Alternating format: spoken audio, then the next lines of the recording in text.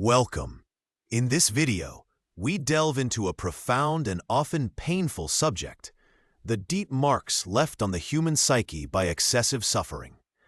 We will explore this through the lens of one of the 20th century's most influential thinkers, Carl G Jung. Jung, a pioneer of depth psychology, possessed an unparalleled understanding of the hidden currents of the human mind. He explored the unconscious forces that shape our thoughts, feelings, and crucially, our behaviors. He wasn't one to shy away from the darker aspects of human existence.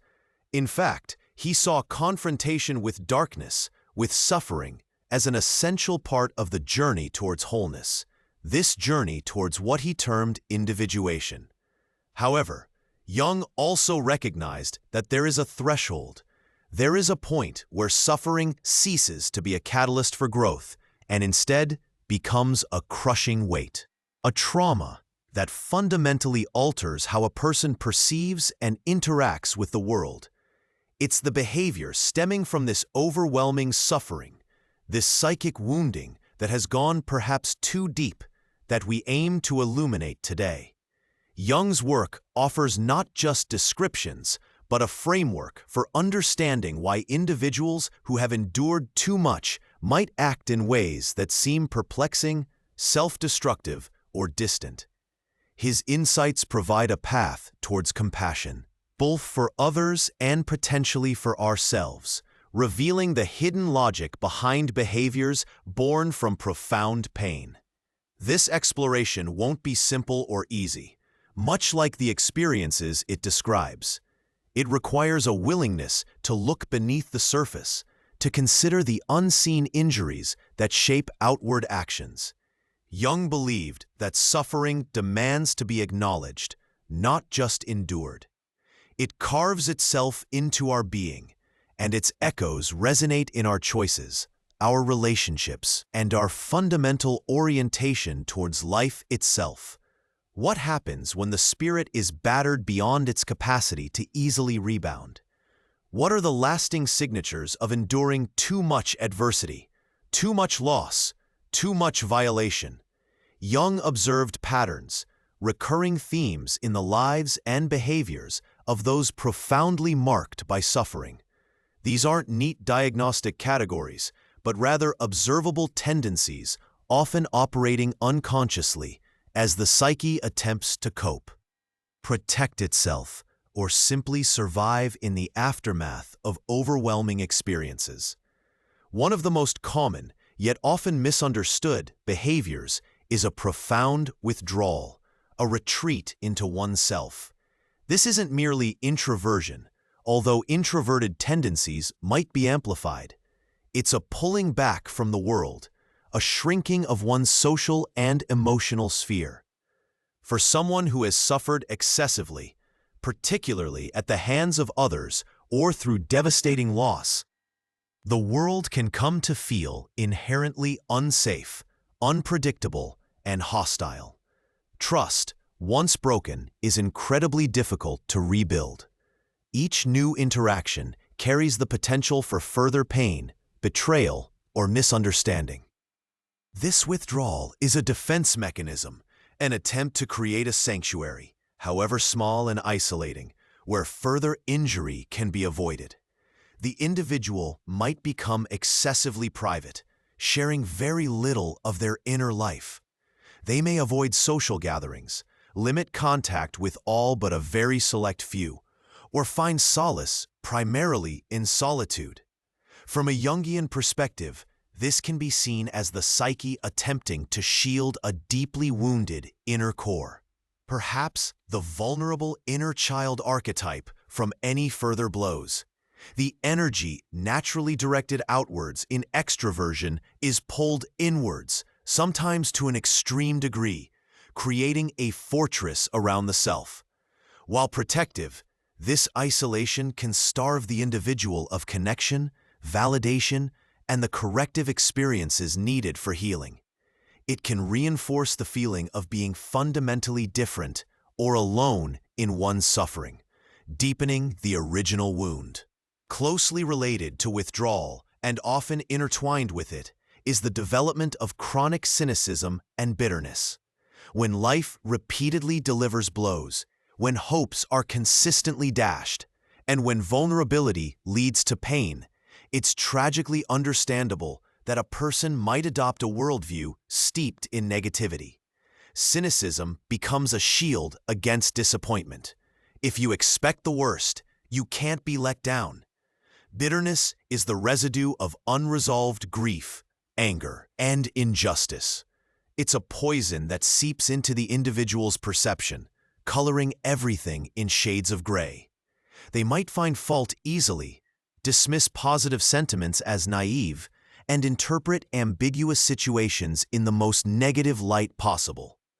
Jung might see this as the result of powerful, unresolved negative complexes, emotionally charged clusters of ideas and memories, dominating the conscious attitude. Past hurts are not integrated but continue to fester, projecting their negativity onto the present and future. The anima or animus, the inner contrasexual figures representing relationship and connection to the unconscious, might become distorted, presenting the world and others through a lens of suspicion and resentment.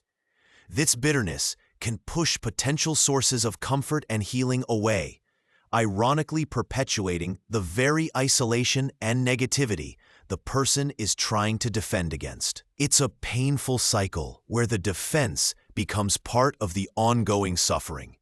Another significant behavioral pattern is hypervigilance and pervasive mistrust. This goes beyond general caution. It's a state of constant alert, an inability to relax the internal sentinel. The individual scans their environment, conversations, and relationships for subtle signs of threat, criticism, or impending disaster. This is often rooted in trauma, where the nervous system became locked in a state of high alert due to real danger.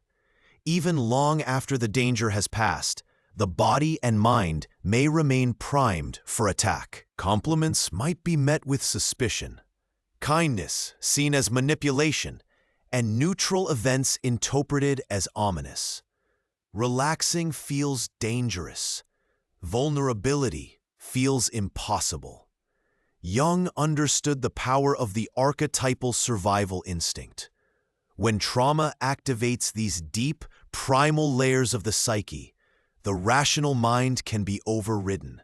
The world is perceived not through logic, but through the lens of survival. Trust requires a belief in a fundamentally benign, or at least neutral world, a belief shattered by excessive suffering.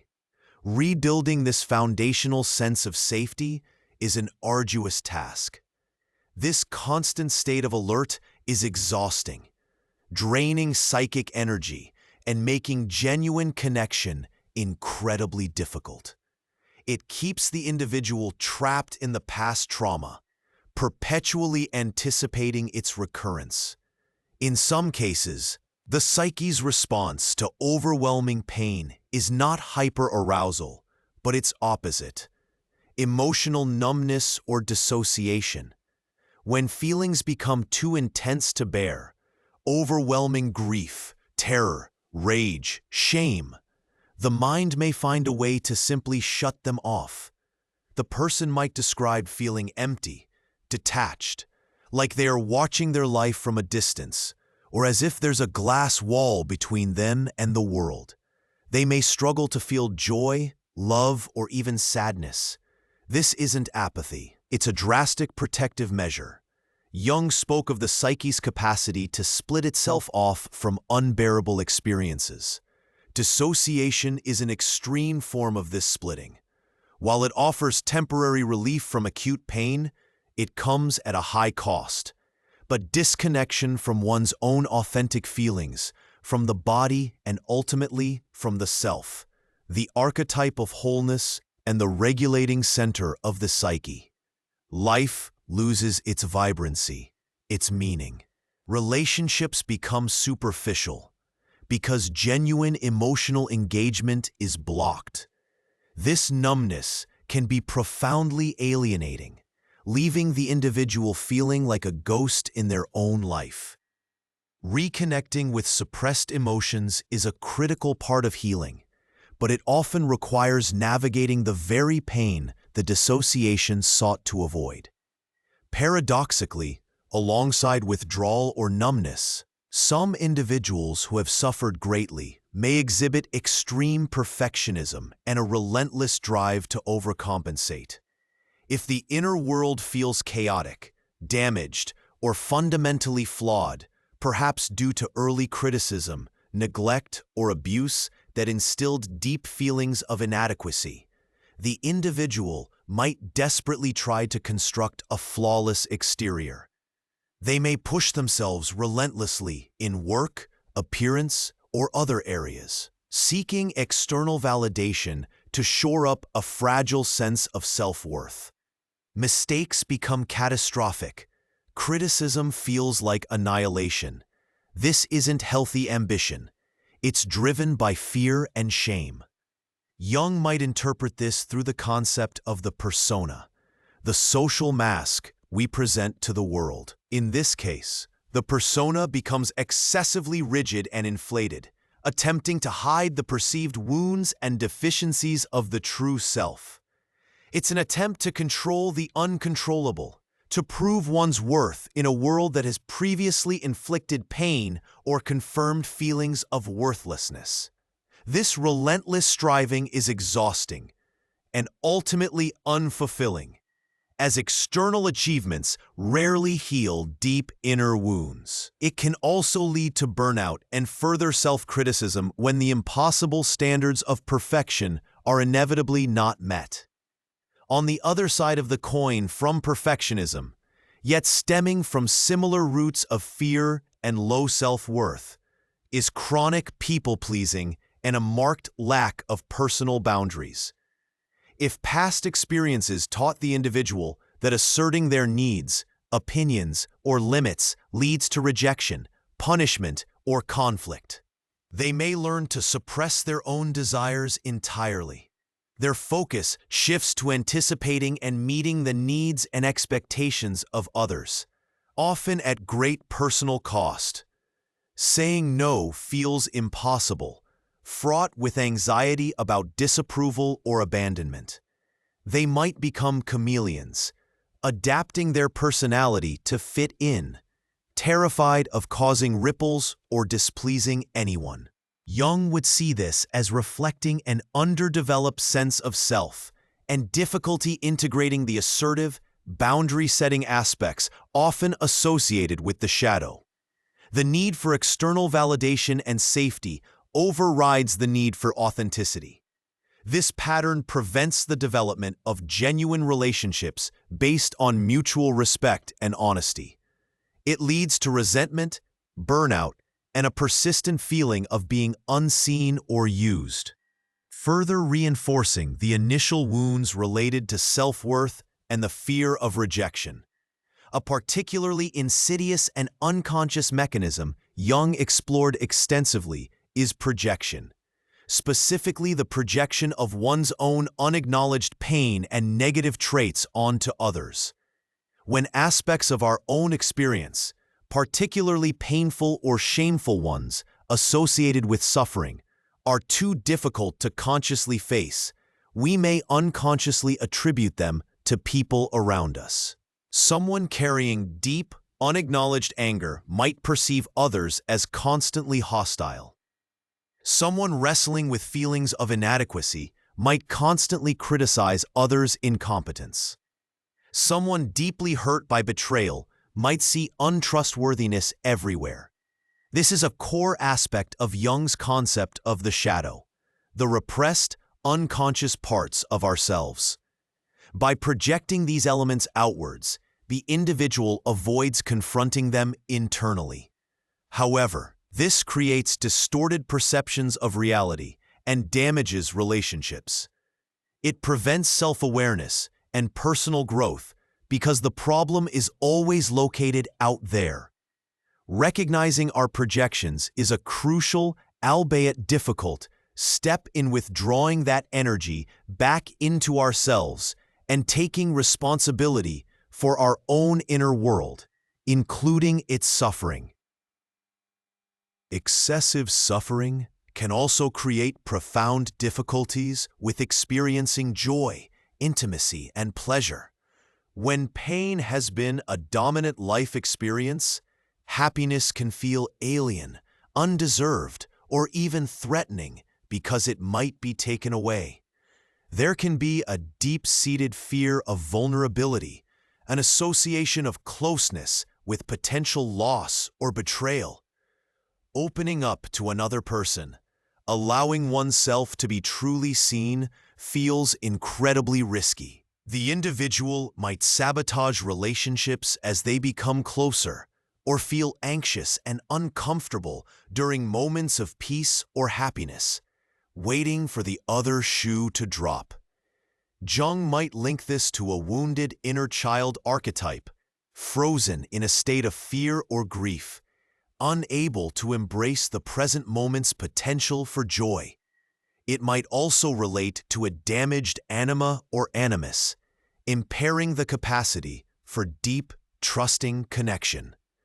Learning to tolerate positive feelings, to trust in moments of peace, and to risk vulnerability in relationships is often a long and challenging part of the healing journey. Many who have suffered excessively find themselves stuck, fixated on the past. They may constantly ruminate on past traumas, replaying events, nursing grievances, and defining their entire identity through the lens of their suffering. While acknowledging the past is essential, this fixation prevents them from engaging with the present or envisioning a different future. The pain becomes a known, almost comfortable prison. Jung understood that unresolved complexes, particularly those related to trauma, exert a powerful pull on the psyche. They demand attention, often through intrusive thoughts, flashbacks, or repetitive behavioral patterns.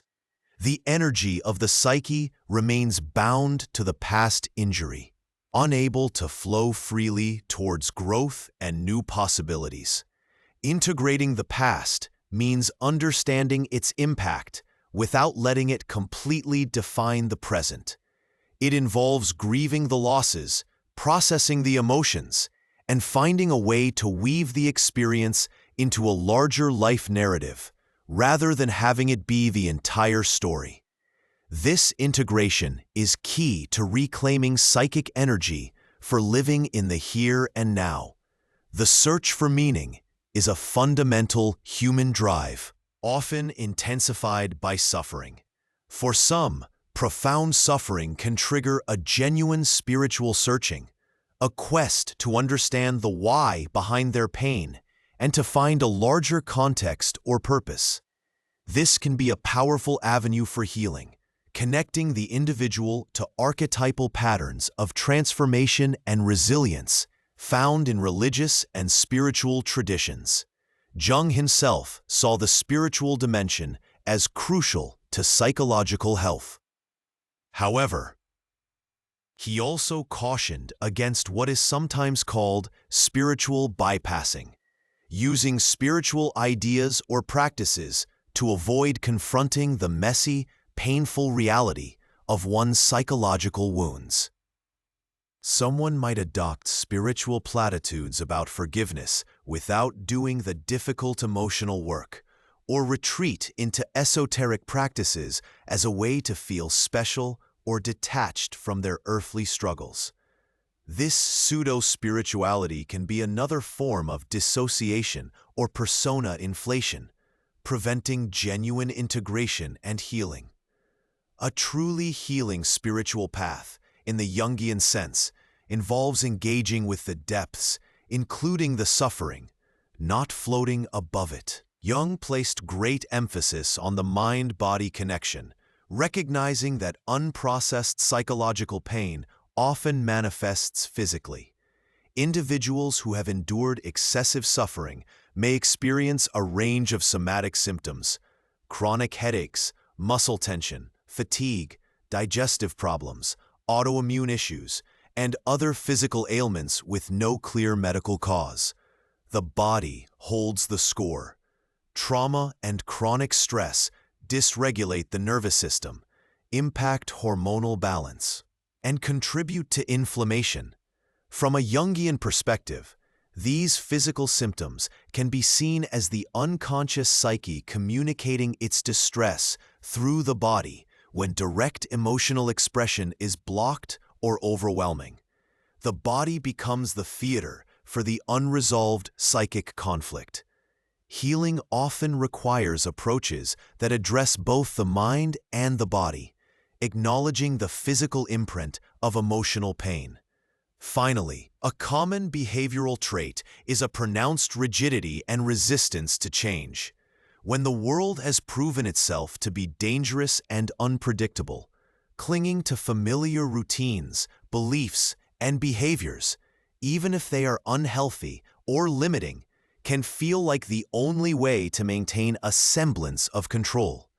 Change represents the unknown, and the unknown is terrifying. Trying new things, opening up to different perspectives, or altering long-standing coping mechanisms can feel destabilizing. This psychic inertia keeps the individual locked in patterns born from past suffering, preventing adaptation and growth. Jung saw neurosis in many ways as the suffering of a soul which has not discovered its meaning, often manifesting as rigidity, an inability to adapt and flow with life's changes because one is stuck in old patterns rooted in past pain or complexes. Overcoming this resistance requires courage and often the support of a therapeutic relationship to face the fear of the unknown and experiment with new ways of being. It's crucial to understand, as Jung did, that these behaviors, withdrawal, cynicism, hypervigilance, numbness, perfectionism, people-pleasing, projection, difficulty with joy, fixation on the past, spiritual issues, somatic symptoms, rigidity, are not inherent character flaws. They are adaptations, often developed unconsciously, as the psyche's desperate attempt to survive overwhelming experiences. They are scars left by psychic wounds.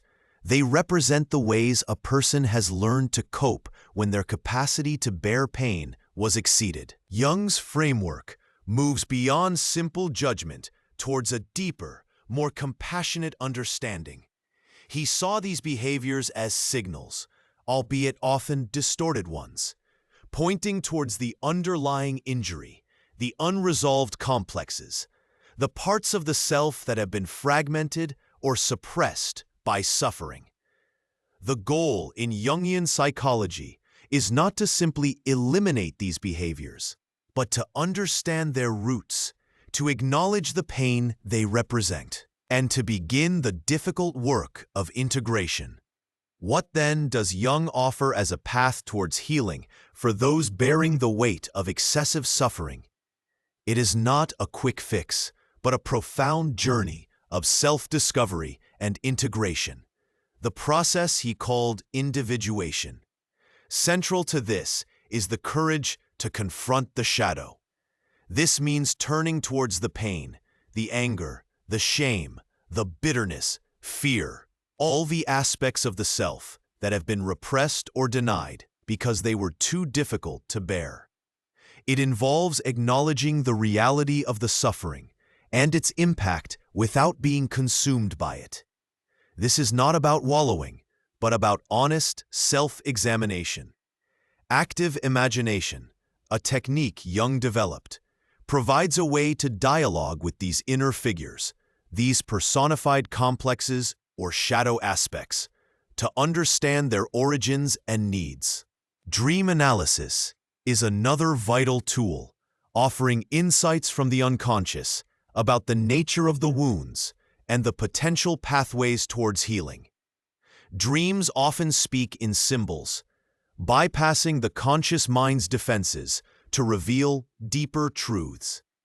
The process of individuation involves integrating these unconscious contents into conscious awareness, leading to a more complete and balanced personality. It's about reclaiming the lost or fragmented parts of the self. Finding meaning is also paramount. Jung believed that while we may not be able to change what happened to us, we can change the meaning we make of it. This doesn't mean justifying suffering, but rather finding a way to incorporate it into a larger narrative of resilience, growth, or purpose. Sometimes meaning is found in helping others who have experienced similar pain, embodying the archetype of the wounded healer. Sometimes it's found through creative expression, transforming pain into art, music, or writing. Sometimes it's found in a spiritual framework that provides context and hope. This meaning-making process is deeply personal and essential for moving beyond victimhood towards a sense of agency. The therapeutic relationship itself can be profoundly healing. A safe, empathetic space with a therapist who understands depth psychology allows the individual to explore their deepest wounds without fear of judgment. The therapist acts as a container, helping the client to bear the difficult emotions and to navigate the complexities of their inner world. This relationship can provide a corrective emotional experience, helping to rebuild trust and challenge negative relational patterns learned in the past. Jungian analysis, specifically, focuses on this deep, long-term work of exploring the unconscious, integrating the shadow, understanding archetypal influences, and fostering the individuation process. It acknowledges the immense strength it takes simply to survive excessive suffering. The behaviors we've discussed are testaments to that survival, however costly they may be. The journey towards healing is not about erasing the past, but about loosening its grip on the present and future. It's about transforming the lead of suffering into the gold of wisdom, compassion, and a more integrated sense of self. It's about learning to live with the scars, not as constant sources of pain, but as reminders of resilience and the capacity for transformation. As we conclude this exploration of Jung's insights into the behavior of those who have suffered too much, let us hold on to a sense of compassion. If you recognize these patterns in others, perhaps this understanding can foster empathy rather than judgment. If you recognize them in yourself, know that these are responses to pain, not your defining essence. Jung's work reminds us that the human psyche is incredibly complex and resilient. Even profound suffering does not have to be the final word. The path towards healing is possible, though it requires courage, honesty, and often support. Confronting the depths of our own suffering or understanding the suffering of others is never easy, but it is essential for fostering a more compassionate and psychologically aware world. Thank you for joining this exploration. We hope these insights from Carl Jung offer valuable perspectives on a difficult but important aspect of the human experience. Remember, understanding is the first step towards healing and connection. Until next time, take care.